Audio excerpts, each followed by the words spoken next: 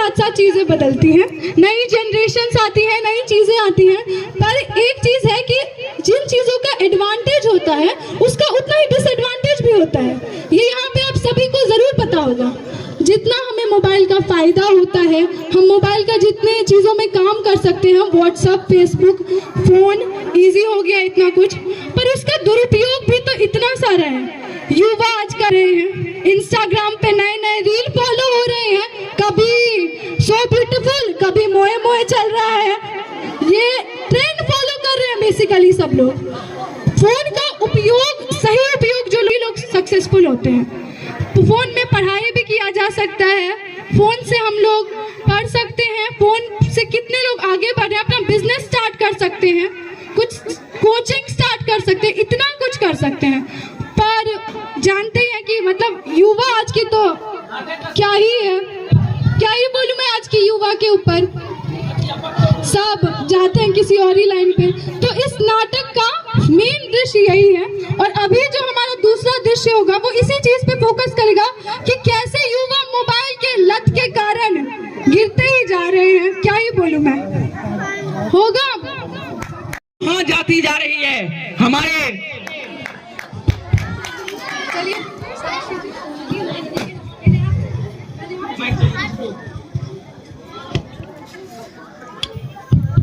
सबटा हरिओम परिवार की कविता आई नल का।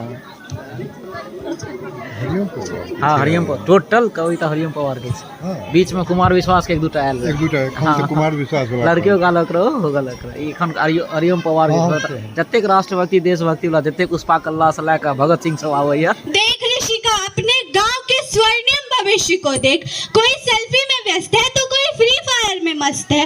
ये मोबाइल में ऐसे खोए हुए हैं जैसे बगुला अपने शिकार को एक टक देखता है। तू इसी के सहारे समाज में जागृति लाना चाहती है ना? चिंता मत करो साक्षी, ये परिवेश का असर है। आखिर काजल की कोठरी में किसी के वास्ते कब तक ही सफेद रह सकते हैं। इन्हीं दुर्वृत्तियों से हमें समाज को अवगत कराना है और समाज में नई जागृति लानी है साक्षी, नई जागृति लानी है। अरे जागृति की नानी, पहले ये तो बता हमें बुलाई क्यों है? पहले मोबाइल भगवान का ध्यान समाप्त हो तब तो बताऊं। तो क्या मोबाइल को स्विच ऑफ कर ले? नहीं, हनी सिंह के गाने खूब जोर जोर से सुनो। आश्चर्य बात है, लोगों में इतना एकाकीपन बढ़ता जा रहा है। बड़ी मुश्किल से अगर 5-10 लोग एक जगह बैठते भी हैं तो भी सभी गूंगे की जमात की तरह आपस में कोई बात ही नहीं करते। ऐसे में किसी समस्या का समाधान हो तो कैसे? इस पे फूल अच्छा चढ़ाए। नहीं भाई, इसका सदुपयोग करें, आवश्यक बातचीत करें, ऑनलाइन पढ़ाई करें। देख नहीं रहे हो, मोबाइल के दुरुपयोग के कारण आज कितने बच्चों की आंखों की रोशनी जा रही है, रीढ़ की हड्डी और गर्दन में कई सारे लड़के लड़कियां छत से गिर जाते हैं तो कोई ट्रेन में दुर्घटनाग्रस्त हो जाता है। ये पागलपन नहीं है तो क्या है? मैं जब तक कोचिंग के बाद मोबाइल नहीं चलाती तब तक तो कुछ अच्छा ही नहीं लगता।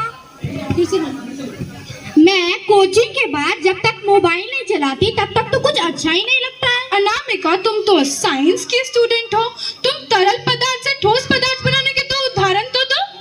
दूध से दही और बेसन से पकौड़े। सिद्धि, तुम तो 8वीं कक्षा में पढ़ती हो ना, तुम मुझे जल्दी से 15 फलों के नाम गिनाओ। आम 1, अमरूद 2 से 3 और 1 दर्जन केले।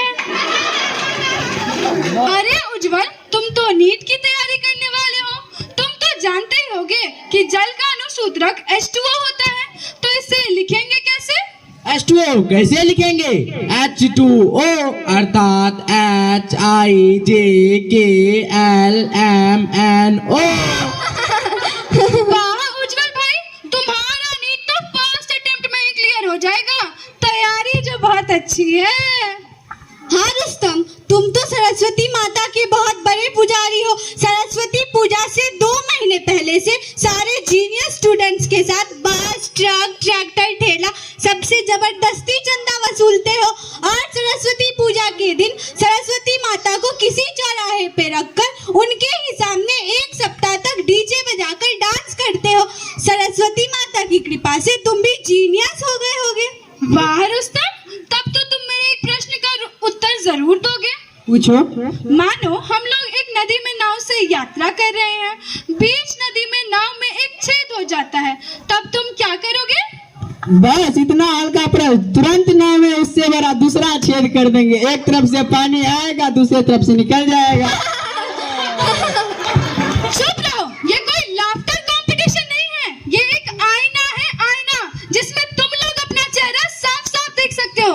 जब हम खुद नहीं सुधरे तो समाज को क्या खाक सुधारेंगे?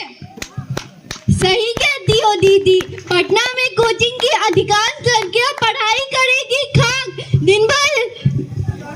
दिन भर लॉन में रील्स बनाती रहेगी। पटना ही नहीं, दिल्ली, कोटा, हर जगह की यही हालत है। कोचिंग के नाम पर हजारों लाखों विद्यार्थी एडमिशन करवाते हैं, अपने माँ बाप के खून पसीने की कमाई को पानी की तरह बहाते हैं, और पढ़ाई के नाम पर जीरो। सारे विद्यार्थी ऐसे नहीं होते ऋषिका, कुछ विद्यार्थी तो ट्यूशन करके या पार्ट टाइम जॉब करके 14-15 घंटे पढ़ाई करते हैं। सफलता भी तो ऐसे ही विद्यार्थी को मिलती है, जो परिश्रम ही नहीं करेगा उसे सफलता कैसे मिलेगी? मैं भी ऐसे विद्यार्थियों का सम्मान करती हूँ जो समय का सदुपयोग करते हैं और जो सैर सपाटे, रील्स, सेल्फी के उद्देश्य से कोचिंग सेंटर की शोभा बढ़ाते हैं। उन्हें तो ऊटी, मनाली और शिमला के ट्रिप पे जाना चाहिए। ऐसे विद्यार्थी जब 4 अटेम्प्ट के बाद भी क्वालिफाई नहीं कर पाते तो सुसाइड नोट्स लिखते हैं, सॉरी पापा मैं इस बार भी क्वालिफाई नहीं कर पाई, और फिर 5 मंजिले से छलांग लगा दूं। Go on. ठीक है, बहुत अच्छा। उद्देश्य से कोचिंग सेंटर की शोभा बढ़ाते हैं। उन्हें तो ऊटी, मनाली और शिमला के ट्रिप पे जाना चाहिए। ऐसे विद्यार्थी जब 4 चांसेस के बाद भी क्वालिफाई नहीं कर पाते तब सुसाइड नोट्स लिखते हैं, सॉरी पापा मैं इस बार भी क्वालिफाई नहीं कर पाई, और फिर 5 मंजिले से छलांग लगा देते हैं। ऋषिका दीदी, साक्षी दीदी, ये देखो मेरा बीपीएससी में फाइनल सिलेक्शन हो गया। अरे वाह,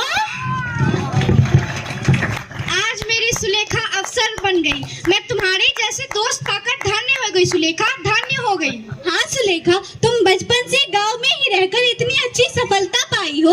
हमारे लिए, समाज के लिए क्या कहना चाहोगी जिससे समाज में जागृति आए?